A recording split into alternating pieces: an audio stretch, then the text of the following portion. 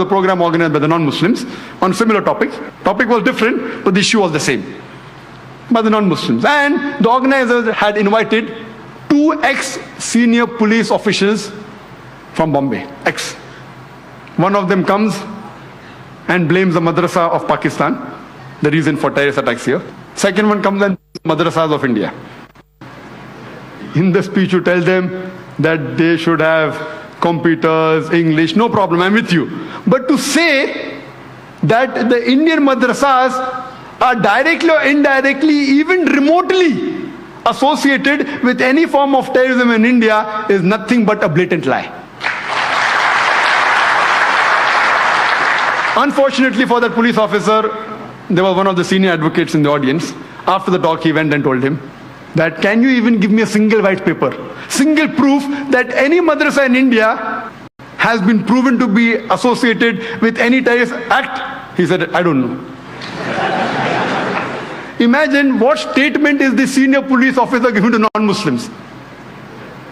What message are you sending? Hindus in turn will be against the madrasas. So making such irresponsible statements by senior police officers, see, I'm being careful, I'm not naming. Why? Because I'm a responsible citizen. What signals are you sending? I don't know of any madrasa in India. See, they are the center of learning. Fine, we may disagree, we may want English there, we may want modernization. I speak with the people of madrasa, I may have differences, have more education, fine. Have English, have computers, we agree. But to say that they are involved in terrorist activities, indirectly or directly, even remotely, is nothing but a blatant lie. So what is happening? What message are you giving? We know that hundreds of innocent Muslims were detained. Many were arrested. The police goes and does a search in the house. Then they find some books on jihad. Proof that involved in terrorist attacks. The Bombay media reported that these same books are being sold in the bookstores of Mohammedli Road for several years. If that was the case, why weren't these bookstores closed down? Same books. Jihad. I would like to tell that, do you know, the Quran too speaks about jihad. And almost all, every Muslim house has the Quran. Do you mean to say that you are going to arrest all the Muslims of Bombay? What signals are you sending? I, being a student of comparative religion, I would like to say that if you read the Mahabharata, there are more verses of killing in Mahabharata than the Quran. If you have a competition, Mahabharata has more verses of killing people than compared to the Quran. Bhagavad Gita is nothing but a guidance given by Shri Krishna to Arjun. Arjun says, how can I fight against my own cousins? If you read Bhagavad Gita, chapter number 1, verse number 43, 44, 45, 46, he puts his arms on the battlefield and says, I would prefer dying unarmed rather than fight my cousins. Immediately, Bhagavad Gita, chapter number 2, verse number 2, Shri Krishna, he says, Arjun, how could you be an impotent? And he continues, time doesn't permit me, you can see my videotape.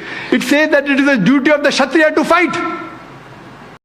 When we see in context, I, being a student of comparative religion, I agree with all the verses of fighting in Bhagavad Gita and Mahabharata because I know the context. It's a fight between justice and injustice.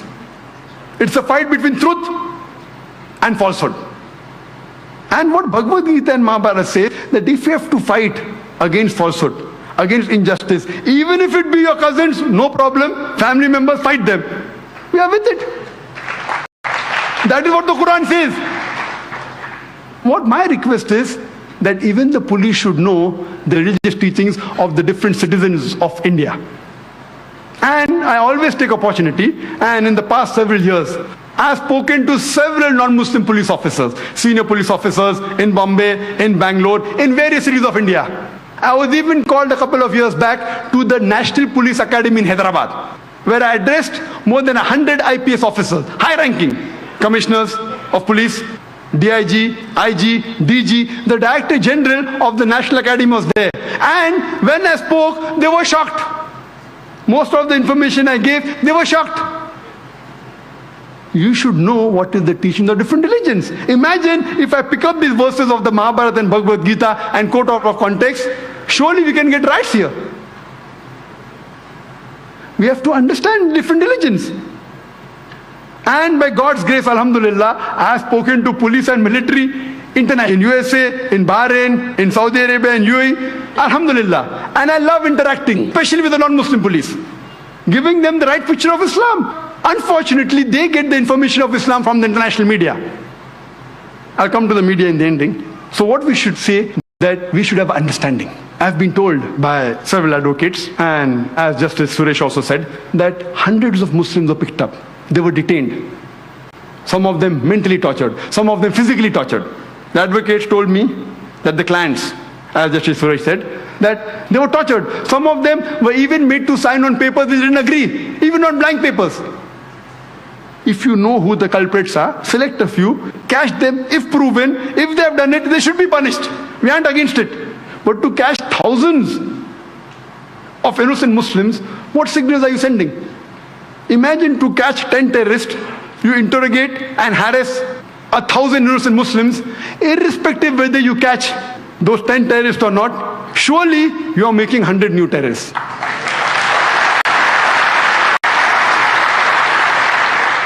Many non-Muslim senior police officers in different parts, in different cities of India, and one particular in Bombay, he told me, Zakir bhai, Dr. Zakir Naik, I will only be happy if you give talk in Hindi and Urdu. Your talk should be heard by the masses. I didn't speak. Recently, a couple of years back, I started speaking. Many senior non-Muslim police officers in different parts of India, they tell me, they know that by God's grace, 10,000, 50,000, 100,000 people come for my talks. And when I went to Kashmir, because I was the official guest, I met the minister, power minister, chief minister, but at that time the governor of Kashmir, Saxena, he wanted to meet me. My schedule was tight. Non-Muslim, I took out time. He wanted lunch, dinner, no time, I went for breakfast. Saxena, the governor of Kashmir, he happened to be an ex-military man. I forgot his post, some colonel or major or high post he was. And we discussed. He was caring for the people of Kashmir. Later on, he comes to Maharashtra, he comes to Bombay. He wants to meet me. He calls me to the Raj Bhavan, the governor's house. I go and meet there. He tells Dr. Zakir Naik, you know, the impact that you had in Kashmir, the people that follow you, we want you to come again. We want you to come on the television of Kashmir. We want to come on the radio. But what my question is, that do you think my talk will be effective? I know that there is not a single verse in the Quran which justifies the killing of innocent human beings. There is not a single saying, a hadith of the Prophet, that you can kill innocent human being even if they belong to the same community that does an injustice to you. I know that. I can speak. But imagine if thousands of innocent Muslims are being harassed.